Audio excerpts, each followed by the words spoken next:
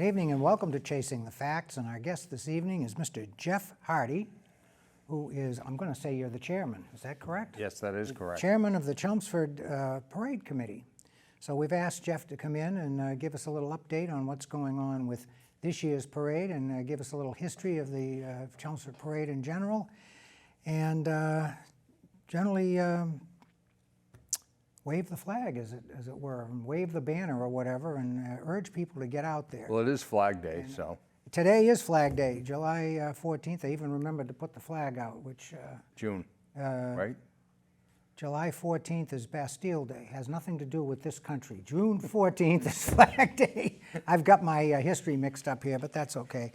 You know, I have a great excuse, Jeff. I'm 75, okay? So I play the age card a lot. Well, I have now. one now, too. I always say I'm the one with the brain damage. Well, there you are, and I have to say you're looking very well, and we're very glad to have you here. And Thanks, I'm trying. we're very glad that you decided a couple of years ago to re-engage with this particular effort. So, Took a team of people to get me back, I'll tell you that right now. yeah, and I know I followed your progress, and it's just remarkable. So, I'd like, you know, maybe you could start off, give us a little bit of the history. I know the parade's been going on, you know, for many years, even before I moved to town. I've been in town now, what, 43 years, but You're a blowing. oh yeah, I'll always be a blow-in, but it really stepped up quite a bit. And correct me if I'm wrong, but when we had the 350th celebration, which was in 2005, and that's, of course, the town really did a fantastic job planning that entire celebration, but the parade was really a focal point of that. So maybe if you could start from that point, Well, tell that's us what when was done. everything, And, that's when everything kind of was in the air. The Elks had kind of given it up so the town could get it ready for the 350. the Elks used to run it, that's right. Up until then, and then that year we did it in May, I believe, around the birthday of the town. We didn't do it on the 4th. And after that, that committee, that parade, I was on the fundraising committee for the 350th, and that parade committee, which was the Chemleys and some other people that I can't remember, and they were like, we're not going to continue to do, they realized the amount of work that goes into it, and they're like, you know, we can cherry pick some people from the other 350th committees, and kind of came to the floor of the CBA one day, and we all kind of, everybody who wants to volunteer step forward, and everybody stepped back, and I was still standing there going, how'd this happen? And so we decided as an organization to, you know, still there's many of us that have come back. We did it for 11 years, and then after 11 years, that was the 50th consecutive parade. And that's the year we kind of said, all right, we've done enough. Let some other people get their hands on it. And then COVID came, and these poor guys were just, you know, everything was blown up. So your fundraising efforts were curtailed because you didn't have a parade to promote. And everybody said, well, you're not spending the money. I'm like, yeah, but yes. That's a good point with the COVID, you know, putting a stop on it, although you did manage to continue with the banners for those a couple of years. Well, that was the tough part, was that, you know, what do you do? I mean, I know we had talked about doing the veterans banners right before we left, because the town of Littleton had done a great job with theirs. And that's when this came back. And, excuse me, now it was a good fundraiser because it was something that was tangible that people could appreciate. Right, right. You know, it wasn't about the parade anymore, it was about the veterans. And all the proceeds they made, they donated to the Veterans Committee. A lot of people didn't realize that. I didn't realize it till just the second, so thank you for telling us that. Because I know there are a few people grousing about the cost, and I said, well, that money's all being donated. It takes a lot of work to get these made and hung and et cetera. And so, like I said, so that committee, we decided we wanted to kind of separate from the business association, because to make sure that anything that went good or bad didn't go back on the association. So that's when we started we filed to become a 501c3 and started the CPC, and had to have an official board and a boat and all that happy stuff. Unfortunately, we had Jim Cullen with us at the time, he still does most of the accounting for the parade. That's good. And so, you know, when you got guys paying attention to those issues a little bit, you're never going to hear us crying about it's too hard to pay taxes or anything like that, because I've got guys who do that, fortunately. And that's what I can't say enough about the amount of people I've had the opportunity to work with over the years. Well, for I this do thing. know, I do know there's a core group of people. If you look on the town website, under the boards and committees section, of course, you can find all the boards and committees and everybody who serves and their contact information. You look under the parade committee, and you've got maybe 8 or 9 people listed.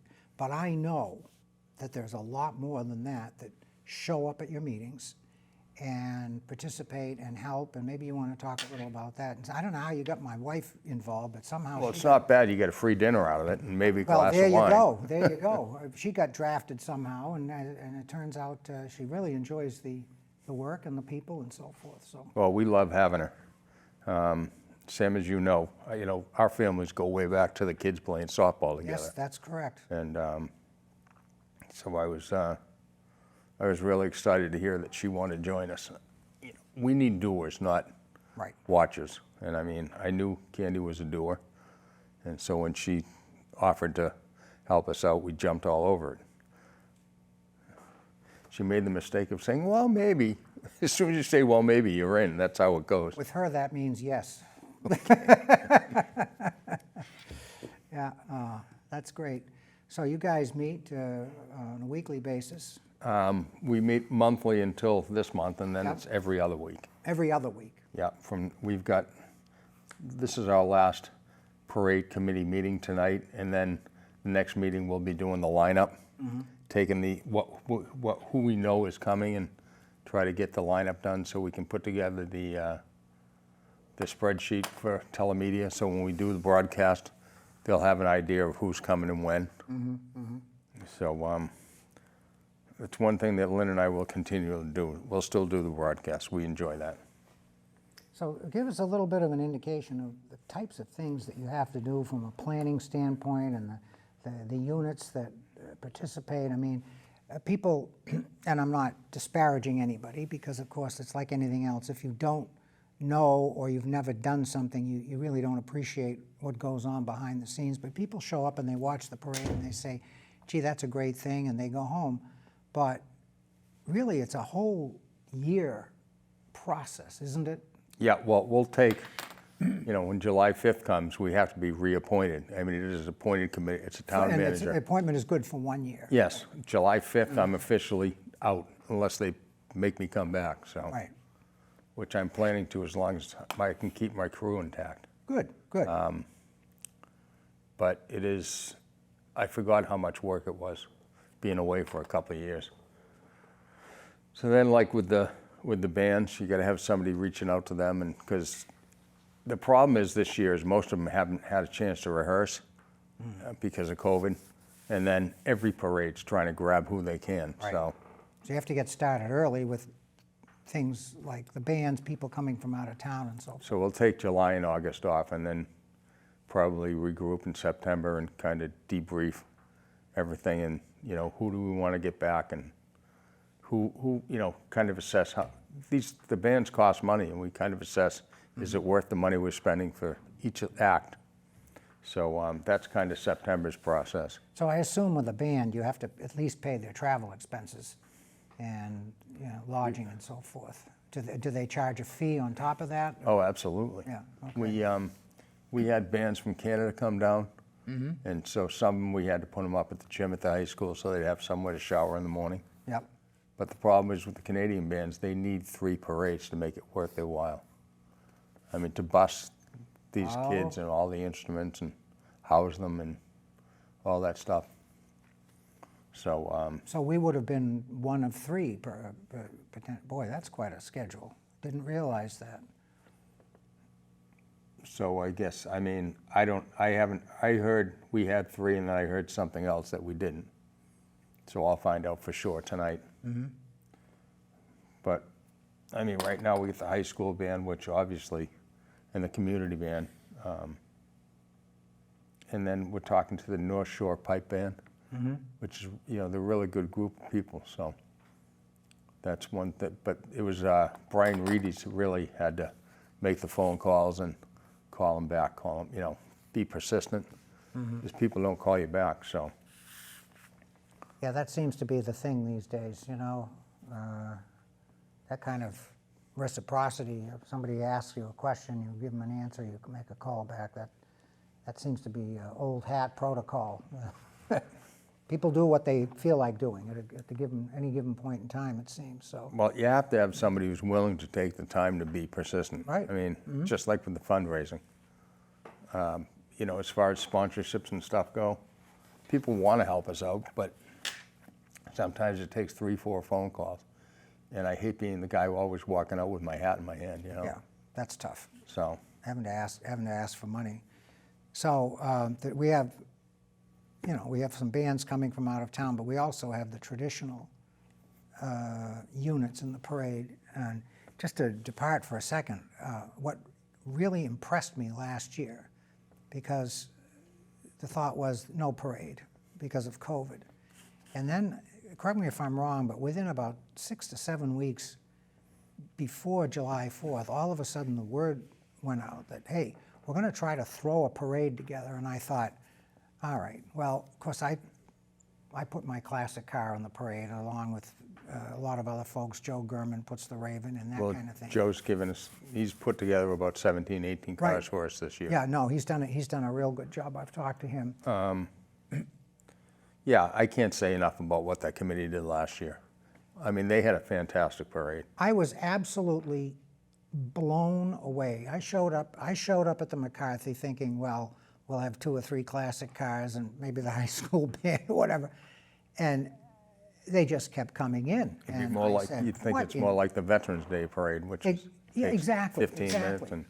And I thought, this is unbelievable. And then the thing that really was shocking was the number of people who turned out to watch. Now, it wasn't as high as it would have been under normal circumstances, but boy, I'll tell you, it was pretty close. I was absolutely blown away by the number of folks that came out. I was up at Blake's funeral home getting a free ice cream from Paul, so.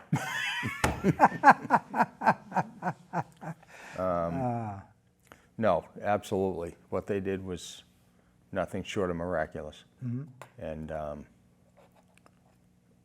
Well, I think people were just being pent up for a year and a half.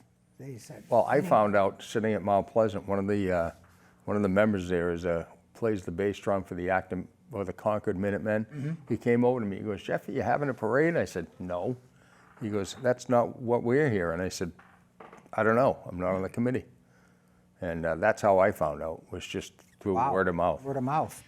That's amazing. So, but anyway, so fast forward to this year again, you're fully involved and engaged, and people, the stalwarts that worked with you for many years, Lynn Marcella, Brian Reedy. I shouldn't mention people because I'm going to forget somebody. I always do too. Rick I don't want Romano. to do that, but those are the people that come to mind. Sharon Smith, people like that. And we can't And find. the town manager has always. He's been at every meeting. Participated. He's 100% behind us. I can't say the amount of support that Paul has given this committee. Doesn't hurt that we feed him, which I think he appreciates that. And no, you talk about the stalwart, Lynn and Chuck Marcella, Brian and Karen Reedy. Yep. Karen's been active trying to reach out people, and Rick Romano, who's taken over the treasury duties and making sure the checks get in the bank and all the financials get over to the accountants, and that's a pretty big job. And he, for years, coordinated the volunteers, and he finally decided that somebody else has to take that on. And Deb Hayward, with her connections to the schools, we thought that was a good. natural choice to get somebody who has a connection to the schools and kids who are looking for things to do for help, like the Scouts are looking for badges and stuff like that. But like I say, it takes a team of people and everybody doing their task and knowing that everybody's else, it's a lot easier to get it done when you know the people behind you are doing what they're telling you they're going to do. Right, and and you're right. They'll all show up and they'll all perform the way they're supposed to, and given their assignments. I know last week, a couple weeks, whenever you had your last committee meeting, it's kind of a blur to me, but Candy came home and she said, I've got a job. I said, what's that? She says, I'm going to be at the reception desk. I said, oh, that's great. I said, you know, you sit there and people come into the McCarthy and you check them in and give them their assignment, you know, where they're going to be in the parade. I said, that's a great job. I said, because that means you'll be done and then you'll be able to watch the parade. And she said, well, that's what I thought too. So, But you got to get down there. That's Right. the challenge. exactly. We got the golf carts, so grab them and go. Yep. Yeah, the guys up at the top. I mean, you know, running it out of McCarthy is not the optimal situation. No, it isn't. It Go isn't. down to Woburn, they're at the cinema, and they've got the parking lot. A couple of years ago, my daughter had asked me to drive my truck in the Yankee Doodle Parade in Barica. Mm-hmm. And they go through the mall parking lot, where the mall used to be there. Right. And it's much easier, because they've got just, you know, massive asphalt area that they can just put cones and line people up as they go. The McCarthy, we got to put the floats down in front and around the building, and the classic cars, as you know, just to the left in the teachers' parking lot. And usually the politicians, we put them on, and the bands would try to use the grass and then go down,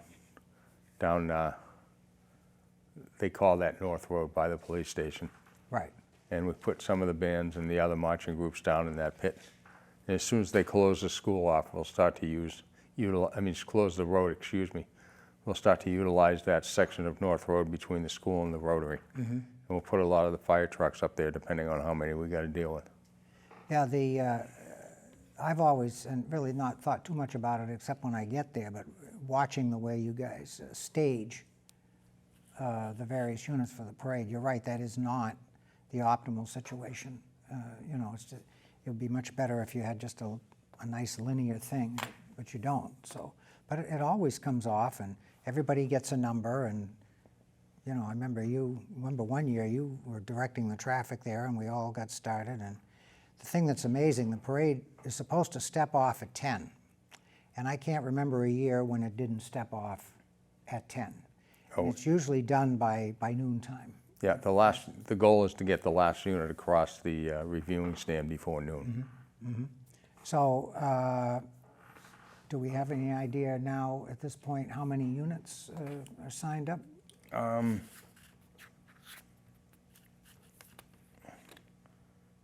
Got about 60, I say, but that doesn't include the 17 cars that, All right, so probably somewhere between 70 and 80, and that's, as I recall, somewhat normal. well, some years we've had close to 100. Yeah. And don't you usually get people who show up at the last minute, don't you? And you let them in. Well, like in the case of the cars, that would happen. Yeah. So that's good. The cars we use, I mean, if some of the bands are fiddling around near the back and they're not, they're supposed to be ready to go and they're not ready to go, that's when Brian will call, like, give me 3 cars and, fill, that way we don't have gaps. Yeah, that's a good idea. There's nothing worse than trying to do the broadcast and sitting there and looking up at the bridge and nothing coming down the street. So, Well, that's it, the timing. Having been in the parade a number of times, it's amazing how smoothly it moves. And you may get a small gap occasionally, okay? And of course, what has to happen, for the benefit of the audience, is when the units get up in front of the reviewing stand, they stop, and then whoever is doing the commentary will read a little blurb about the particular unit. So who's going to be doing that this year? myself, Lynn, and I don't know if Kelly Beatty's going to be up Oh, there with okay, us. good. And Kelly does a great job, Yes, because he does. he'll do his homework and find out information why this certain unit, some of these old, like the Minutemen, why their uniforms are the way they are. Some little interesting history tidbits around why they wear white here or the belt or whatever. Yeah, and most of the Minutemen units, they try to be authentic, which means they're wearing wool uniforms on the 4th of July, which is what they did back in the day. So I think, isn't Isn't Ken Lefebvre he might be, I don't know, he might be a Concord Minuteman. I'm not sure, to No, be honest Chelmsford with Minuteman. No, he's a Chelmsford Minuteman, and he marches to Concord. I get confused because he comes from Concord, so I kind of conflate the two. But yeah, I know he participates, but of course he won't be marching this year as a Minuteman because he's a member of the Select Board, so he'll be in that group. So. Well, we can put him in a car and buzz him around the backside. Yeah, okay, yeah. He's at the front of the parade. Now, if you want to go back and march and put on your wool uniform and march as a Minuteman, you can do that too. So, I think we did that for Pat one year when she was campaigning. Pat Wojcik. Wojcik? Yeah. We circled her back so she could be with her supporters, which is fine. So we'll have the politicians and usually the Concord town committees, the Democratic Yeah, and we'll have the select board and the school Republican. committee. Do we have any Republicans left in town? I don't know. I haven't seen the only thing I've heard from the Republican Town Committee was asking me about the night before if they have to get a thing from the Board of Health to serve watermelon. I'm like, I have nothing to do with the 3rd. That's not my department. That's the Lions. Oh, that brings up another point, and I hadn't even thought of that. I mean, I know you're here to talk about the parade, but are we doing that this year? Are we having? Yes. Okay. Well, we've got 3 days lined up this year. Okay. We've got, we have a band playing on July 2nd from 5 to 8, which we thought, And that would be, July 4th is Monday this year, is that correct? yes. All right, so that's good. So Saturday night, we have a So concert, Saturday and then night, yeah. Sunday night, you're gonna have the normal county fair, and Mm-hmm. so we've set up a stage. We're gonna have a stage with an awning, so it doesn't matter what the weather's gonna be. It's a gentleman who's a Chelmsford guy, Paul Odolano, very accomplished musician, Okay, and his band. So we're gonna do that from like 5 to 8, and then I have the Brick House has sponsored has paid for the staging for us, and you know, it's another set of people who have stepped up. Anytime I've asked anything of them, they're like, done, without question. So, that's great. So folks can, on the night before, they can go down on the common and they can partake of the festivities. Usually you have several booths, several different organizations, and we're gonna have a couple food trucks on Saturday, but Food trucks? nothing to the extent of July 3rd. okay, that's right. So I know everybody likes the fried dough on July 3rd, and then of course there's the infamous dunk tank. And Bianco's sausages. Yep. I did 3 years of that dunk tank when I was on the select board. How many times people hit it? Well, I'll tell you, a lot, and I said, of course they asked me to do it, and I said, sure, I'll do it. But I said, I have one stipulation. I want to be the first person to go in it because, of course, the water is fresh at that point. And as the night progresses and more people get dunked, you understand what the problem is, but they keep adding chlorine to the water. So if you're the last person doing that dunk tank and you get dunked a few times, believe me, you smell like bleach when you come out of that. Your hair's gonna be white Yeah, it's prematurely. pretty bad. So, but they never could understand it until, I guess the last year I gave the reason, but they said, we don't understand why you want to go first because the water is so cold, which it is. Yeah, it's cold, but it's clean and there's no chlorine in it. So that's why I want to do it first. Yeah, oh no, you always get, chance to dunk a politician in the tank. Are you kidding? I mean, little things that they're, people don't they're lined understand. up around the corner to do that, so, yeah.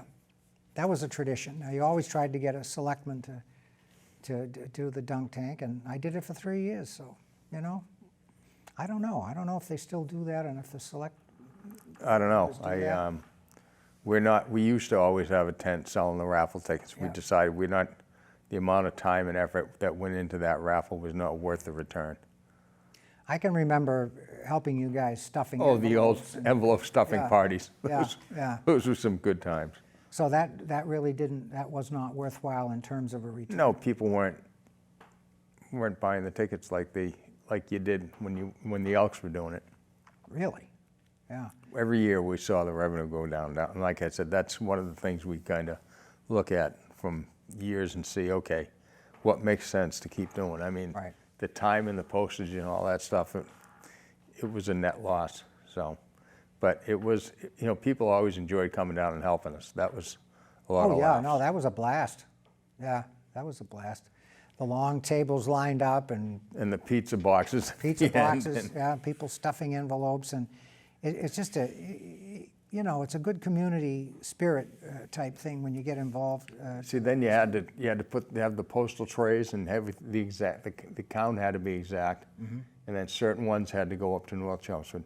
Yep, right. And then we heard rumors that a bunch of our stuff, I guess Dunstable was kind of a clearinghouse for the post office for a while, like a didn't know that. switch place, I don't know. But somebody said that they found a bunch of our envelopes sitting in the back of the post office in Dunstable. Said they were all postmarked for Chelmsford.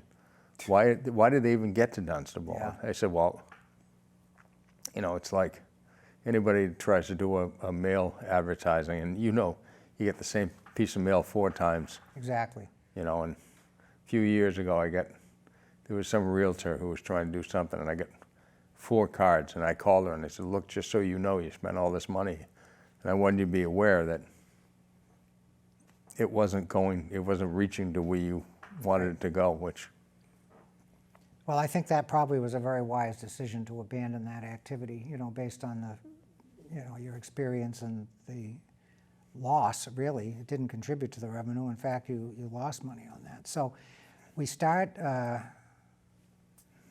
day with the Carson Road Race. Mm-hmm.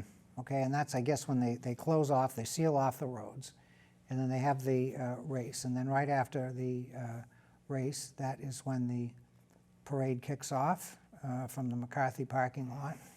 And road race usually, goes off at 9. Yep. 9, and they're They're usually done by all 10. up out of North Road before 10. What is it, a 2.5 mile race? And very heavy participation, a lot of local people, but people come from all over the place to run in that event. It's very, very popular. So, but we're certainly looking forward to the festivities. Do we have any idea? I know it's really anyone's guess at this point, but any idea what the weather's going to be? Any prognosis? It never rains on our parade. I can't remember a year where it has. It doesn't. The R word is forbidden at our committee meetings. Right. The R word. It's funny because Eric Lindstedt, who has joined the committee, and he's kind of the one coordinating the Saturday night thing, and he goes, is there going to be any coverage for the band in case of weather? And I went, don't even say that word. And he looked at me and I said, that's not a word we use around here. So It's always, I can't ever remember a time. I've been lucky. Yeah. All the years, I have to say. There was only one year that when I was on the CBA float. And of course, we were spraying water and everybody was waiting to spray water back at me. And it was kind of cool and misty that day, and people were not pleased when they saw me coming down the road with the hose.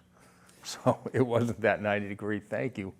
Yeah, well, it can be very hot. And if you're riding in a closed vehicle, forget it, okay? I mean, it's brutal, so.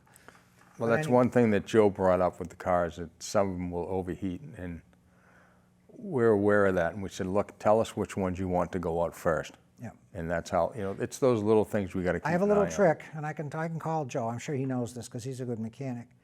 But if your car normally idles at 500 RPM, if you're going to do parade work, set your carburetor, crank it up to 6. Have it idle just a little bit faster.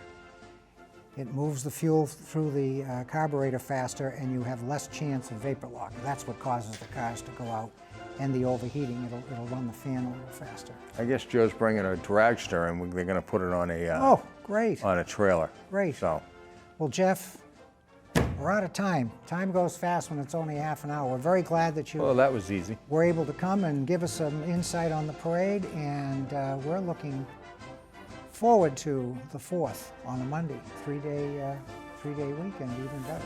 So,